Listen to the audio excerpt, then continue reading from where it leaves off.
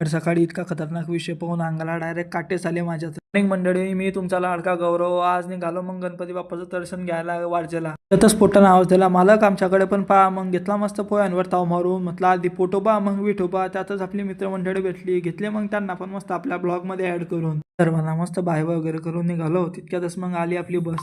इथे उतरल्यावर कपड्याच्या दुकानावर गर्दी पाहून असं फील होत होतं की जसं आपण काही तुळशीबागमध्ये आलोय. त्यांना जात असताना मस्त रसवंती दिसली. मग पोटानं आवाज दिला, मालक रसवंती. मग घेतला मग एक ग्लास ज्यूस.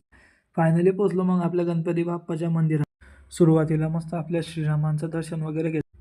त्यानंतर मस्त आपल्या गणपती बाप्पाचं दर्शन वगैरे घेतलं. श्रीरामांचं आणि गणपती बाप्पाचं दर्शन घेतल्यानंतर मन इतकं प्रसन्न वाटत होतं ना, तुम्हाला काय सांगा आता. नंतर मग आलो आपल्या मित्राकडे. आज त्याचा शूट वगैरे होता. आता त्याने मस्त स्टुडिओ सेट करून ठेवला. नंतर काय मग तो पठ्ठा आपला मस्त नटून तटून बसला. मग आपल्या स्क्रिप्टची वगैरे तयारी करत, व्हिडिओची कशी करायची आहेत आजचा व्हिडिओ वगैरे. तर जुन्नरचे फेमस ब्लॉगर आनंद गोबरेला मस्त टाटा बाय बाय करून निघालो. मग तेथून रूमवर येऊन पाहतो तर काय आमच्या रूम मधले लव गुरुचे आज प्रेम जास्तच होतो जाऊ राहिले. मस्त मित्राला सोडायला सकाळ सकाळी निघालो 3 वाजता.